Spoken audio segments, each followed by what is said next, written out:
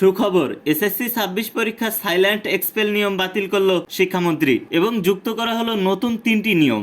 পরপর 3টা জরুরি নোটিশ প্রকাশ করা হয়েছে। নোটিশে কি বলা হয়েছে চলো জেনে আসি। পরপর 3টা নতুন নোটিশ প্রকাশ করলো শিক্ষা বোর্ড এবং এখানে কিছু নিয়ম করা হয়েছে। আগের নিয়ম এবং নতুন নিয়ম। নীরব বহিষ্কার চালু ছিল আগে, এখন নতুন নিয়মে নীরব বহিষ্কার বা এক্সপেল সাইলেন্ট এক্সপেল নাই। কেন্দ্রের অভ্যন্তরে প্রবেশের অনুমতি ছিল আগে 9টা 30 থেকে, এখন বর্তমানে যানজট কমাইতে কেন্দ্রের অভ্যন্তরে প্রবেশ করার অনুমতি দেওয়া হয়েছে 8টা 30 থেকে। এসএসসি পরীক্ষার্থীরা তোমরা কিন্তু 8টা 30-এর পর থেকে কেন্দ্রে প্রবেশের অনুমতি পেয়েছো। 3 নম্বর যে নিয়মটা, আগে অঙ্কের শেষে ভুল করলে নম্বর দিত 0, কিন্তু নতুন নিয়মে অঙ্কের প্রথমে ঠিক এবং শেষে ভুল করলে 0 নম্বর নয়, কিছুটা হইলেও মার্ক পাবে। এসএসসি 2026 পরীক্ষা সাইলেন্ট এক্সপেল সম্পূর্ণরূপে কিন্তু বাতিল করা হয়নি, আংশিক বাতিল করা হয়েছে। আংশিক বাতিল এবং 3টা নতুন নিয়ম জেনে নাও।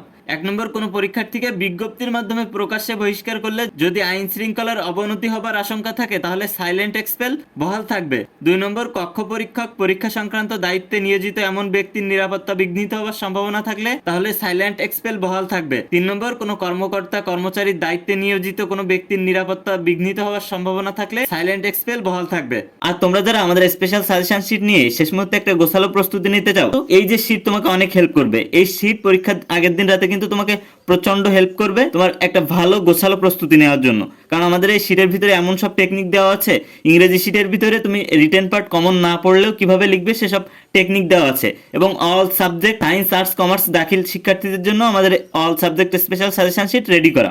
তো তোমরা যারা আমাদের স্পেশাল সাজেশন শীট নিতে চাও তারা আমাদের স্ক্রিনে দেওয়া হোয়াটসঅ্যাপ নাম্বারে মেসেজ করো কিংবা স্ক্রিনে দেওয়া ইমো নাম্বারে মেসেজ করো।